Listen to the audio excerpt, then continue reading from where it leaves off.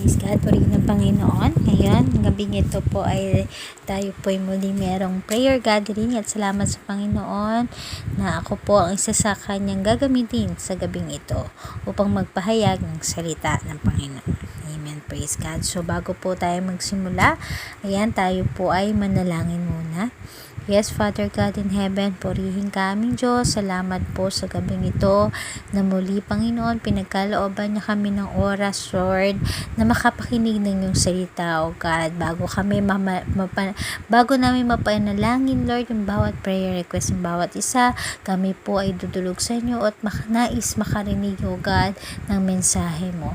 At dalangin po namin, Lord, patawarin at linisin niyo yung puso namin, O God, with a humble heart, Panginoon, kami patuloy na humihingi ng sorry at dalangin namin na walang maging hadlang sa aming pakikinigan. Doon po ang paglilinis nyo sa aming puso at maging malinaw po sa amin, Lord, ang mensahe nyo ito. Maraming salamat po. Purihin ka. In Jesus' name we pray. Amen. Hallelujah, Panginoon. Hallelujah, Panginoon, at patuloy na sa gabing ito. Ayan, hayaan natin ang Lord ang mangusap sa ating lahat. So, ang aking Bible verse for this evening is the 1 Peter, ayan, chapter 5 po, verse 7. Ayan, sabi po dito, cast all your anxiety on Him because He cares for you. Praise God. Ayan, so salamat sa salita ng Panginoon. Muli nga po tayo manalangin saglit bilang paggalang sa salita ng Panginoon.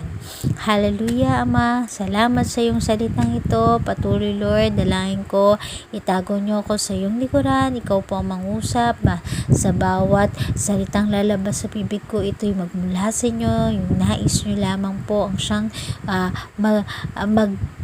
marinig namin, Panginoon. Maraming salamat po. In Jesus' name we pray. Amen. Thank you, Lord. Ayan. So, sobrang naging sa akin tong word na to, dahil ang totoo po talaga ay kanina hindi ito talaga yung word, no, na talagang ini-prepare ko, but biglang sa heart ko na sa panahong to talaga kilala ko, may mga narinig ako, may tulad kanina meron akong narinig na may nagkwento sa akin na yun nga tungkol sa kaibigan niya na dumadanas ngayon ng anxiety. So sa panahon ngayon, no, makikita natin grabe ang nangyayari sa paligid, kaya naman marami talaga ang nagkakaroon ng anxiety at depression.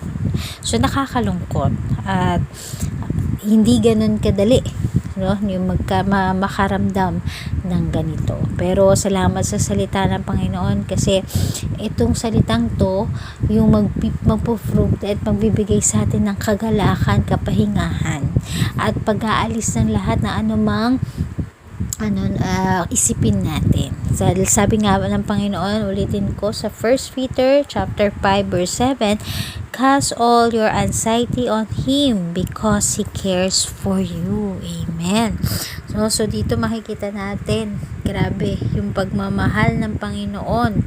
Nais ng Lord na ipagkaloob natin sa Kanya lahat ng anumang mga suliranin, alalahanin natin. Ano po?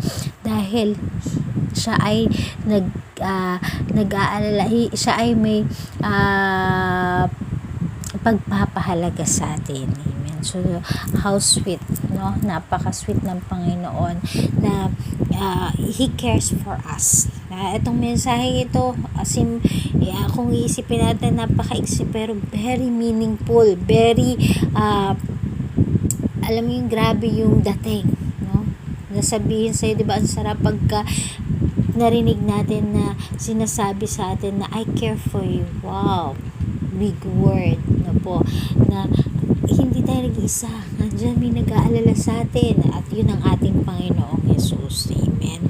So itong word na anxiety, so sabi nga po, no, hindi siya talagang difficult, no, pero sabi din dito po, no, yung kailangan natin, paano natin siya malalabanan, no? So by the sabi nga dun sa nabasa ko, no, yung ano natin to, maitutulak natin palayo itong anxiety na to by using our two hands. Sabi dun, two hands, hand of prayer. First is hand of prayer, then second, hand of faith. Amen. So kailangan nandun talaga yung pagdulog natin sa Panginoon, no, na tayo lumapit sa kanyang presence at idulog lahat no ng ating mga suliranin. Ayan. No, sabi nga po, no, sa Matthew 6:31 to 34. Therefore, do not worry, saying, what shall we eat, or what shall we drink, or what shall we wear? Verse 32, sabi po, for after all these things, the Gentiles seek, for your heavenly Father knows that you need all these things. Alam ng Panginoon, alam ng ating Diyos Ama kung ano daw ang ating pangangailangan. And verse 33, sabi, but seek first the kingdom of God and His righteousness, and all these things shall be added unto you. Amen. Yan, sabi, so ang nanais ng Panginoon, unahin natin siya. Hanapin natin siya. No po, isik natin siya. No po, lumapit tayo sa Kanya. Then all these things shall be added unto us. Ibibigay na ng Panginoon lahat ng pangangailangan natin. No po. And sabi din dito sa verse 34, therefore, do not worry about tomorrow, for tomorrow will worry about its own thing. Sufficient for the day its own trouble. Amen. So, ang nais ng Panginoon, ayan, no po, ay tayo ang lumapit sa Kanya. Unahin natin siya. Mag-pray tayo sa Kanya, mag-worship tayo sa Kanya. Most of the time, sabi kaya daw tayo, ang nagiging dahilan, no, kung bakit ang dami nating mga worries, yan, ang dami nating mga burdens, kasi ang dami rin po nating iniisip. Just like example, no, worried tayo kasi feeling natin hindi na tayo yaman. Worried tayo, babibigatan tayo kasi alam niyo, ang dami nating gusto natin maging famous, gusto natin maging popular, no? Meron din na dahil may mga wrong tayo, no, yung bang mga wrong motives in life.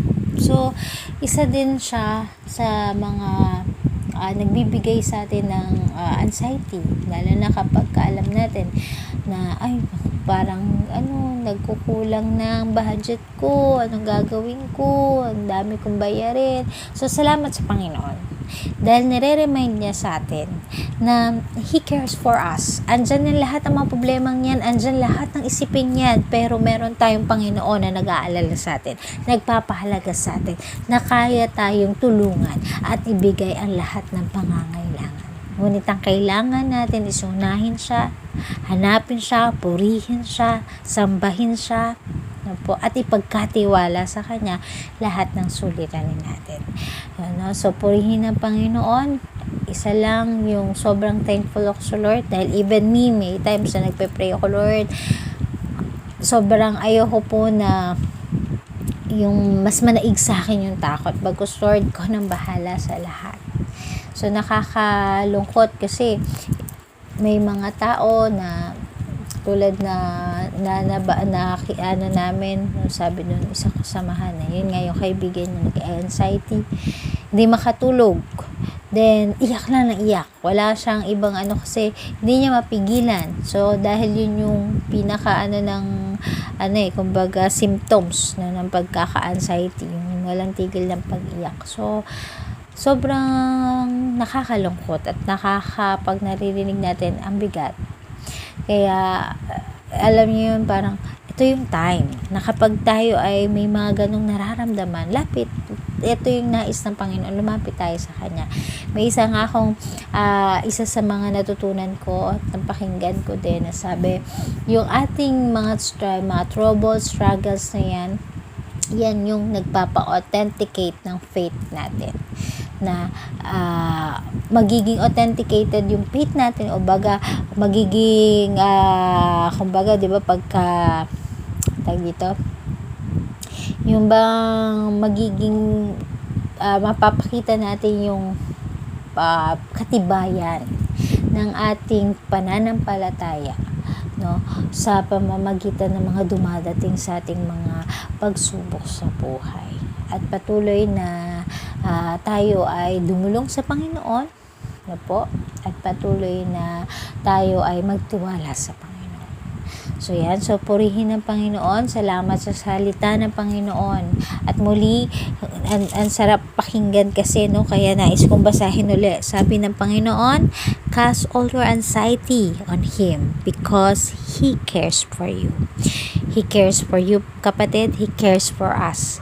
So yeah, sobrang purihin natin ang Panginoon, pasalamatan natin siya. Meron man tayo mga kanya-kanya mga pinagdadaanan sa buhay, pero purihin ng Lord dahil mahal niya tayo, nag-aalala at nandyan siya para sa atin. Ayan, so yun lang po, salamat sa gabing ito, at nawa na po merong tumatak sa puso ng bawat isa sa atin, at lagi nating tatandaan yung salita ng Panginoon, He cares for you. Praise God. Salamat sa Lord. To God be the glory.